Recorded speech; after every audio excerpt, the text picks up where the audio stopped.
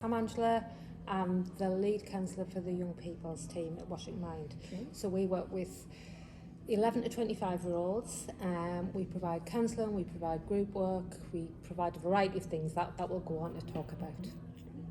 Okay, and I'm Christine, and I work as a youth worker in Washington Mind. Yeah.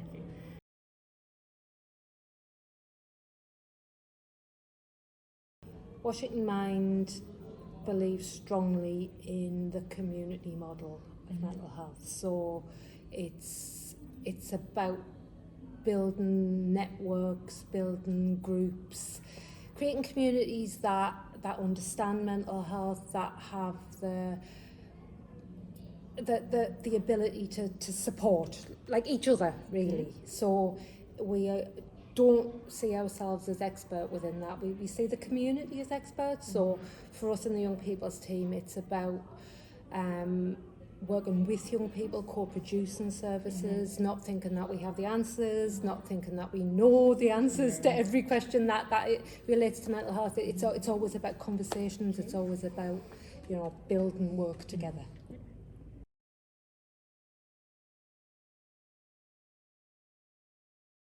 Well, we accept referrals from anybody, including young people.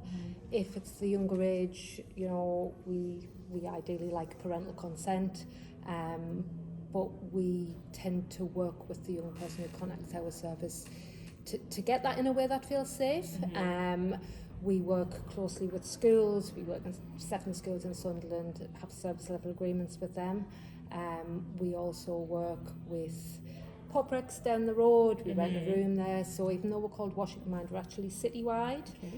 Really open referral system. Anybody can refer. We work within the CAMS partnership. So if our service isn't the right service, we will support young people into going to another service. Okay.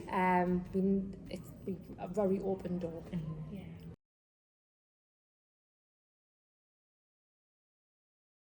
So we have social media, obviously, that everybody has, but we also go into schools and try and make sure we see people both in the community, in the school community, but also, say, in events like this as well. So a teenage market, so that's a big thing for us. We do that monthly, and it means that we see a lot of young people coming through, people who maybe wouldn't think, oh, I think I need to see a mental health. So it's that sort of destigmatising the offer, really, and making sure we're out there in the community again.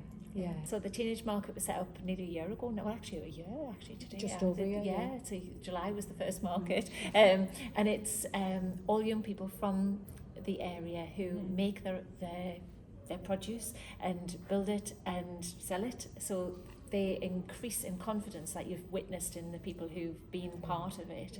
We've also got young advisors who are part of the teenage market, like Angela was saying. We don't do anything really without co-producing it, so we make sure that the young person's voice, and not just the voice, actually their whole being is involved in the things that we do. So any training we have, anything, we don't do anything until we've consulted with young people and they've been involved in telling us, well, actually, no, that's not right, or yes, it is. So the teenage market we've seen, we had seen a real impact of COVID and the young people lacking community, and that was one of the reasons that sort of teenage market sort of came to be.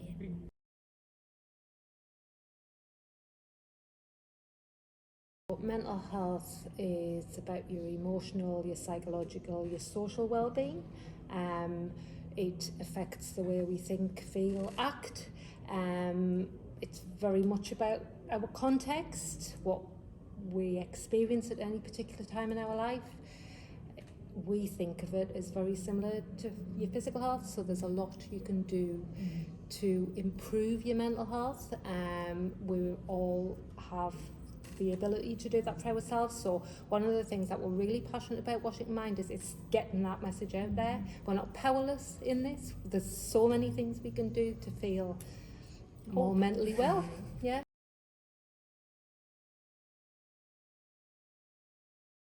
Well, I would say in answer to that, it's not about having, a couple of bad days.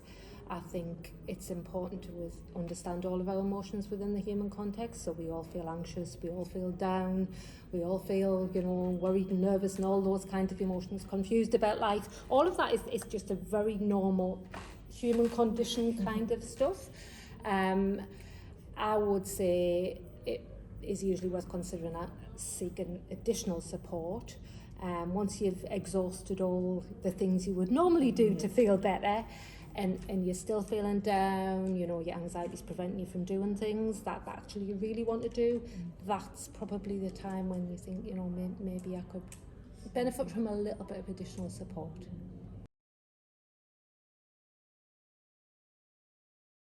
I'm going to answer this in a really obvious way because I think most of us know what we need to do to keep ourselves all right.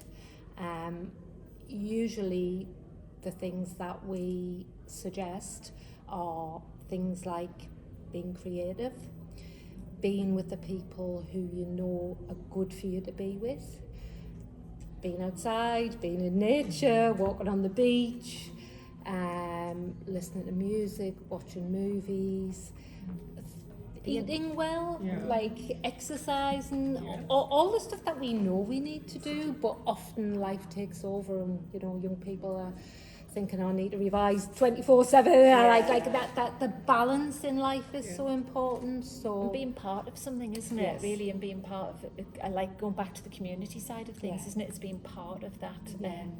And we're just sort of getting off some social action stuff, aren't we? Really, of trying to think.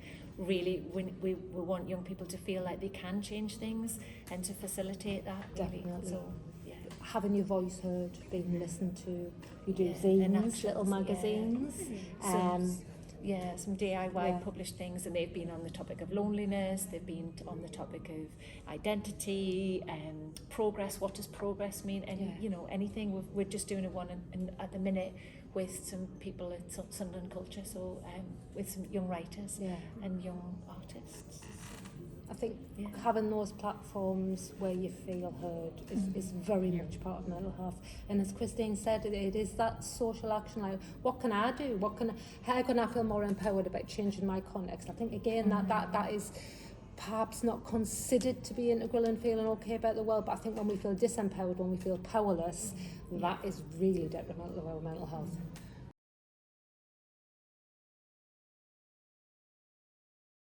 Firstly, we put all that stuff out there all the way, and I think these are things that we routinely encourage people to do. After that, if things weren't shifting, if they were still struggling, we would possibly offer some counselling. We would possibly wonder whether they would benefit from being part of one of our groups, or would they want to contribute to an article in our zine, some photography in our zine. Might they want to make some things and join our teenage market. We do an LGBT plus group, again, 2 of those, where young people are just together in that community and build that sense of community. I think being with like-minded people is so important. So if it were counselling, we offer 8 to 10 sessions. It's humanistic, solution-focused counselling. So in counselling, you decide your goals. We identify what that young person wants to achieve when they're coming to us and talking, and we measure that and hope that they're getting closer to the goal at the end of it. So that's pretty much the range of options.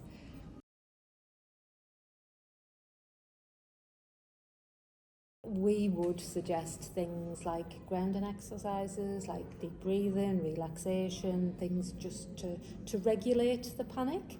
The techniques that anybody can learn.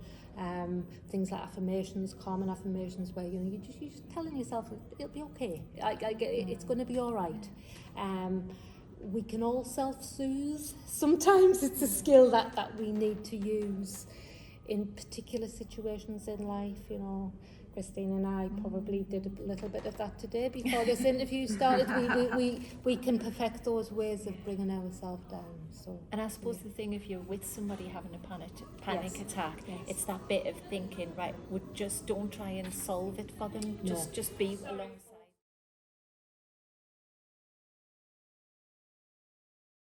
I'm Lucy. I'm a young advisor for the teenage market in Sunderland. for Washington Mind, but I also work in the NHS as a peer supporter for the perinatal team.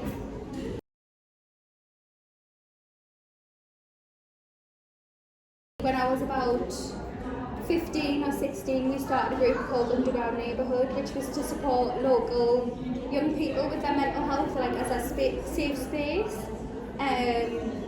I mean, I've been through school and uni since then, and now I'm back as a young advisor for the market. So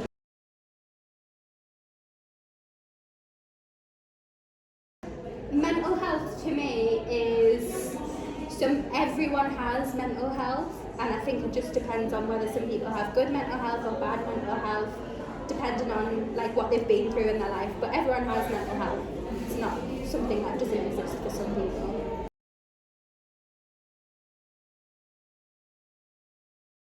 I love it. It keeps me well, and it's really nice to be able to support other young people who are struggling or just need something to do on a Saturday.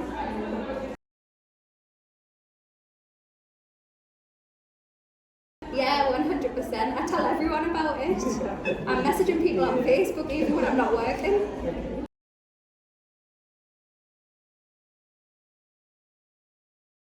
It can be tricky. That's the honest answer. I think what you learn to do is really invest in looking after your own mental health by doing all the things, you know, listening to music, reading literature that helps, watching your favourite movie, being with friends, all the things that we've previously spoken about. Yes.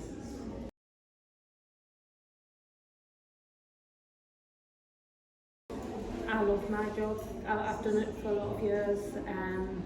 I think that it is such a privilege to work with young people. I've learned so much from young people.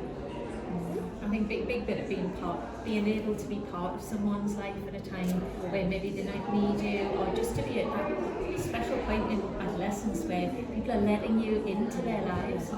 It is a real privilege.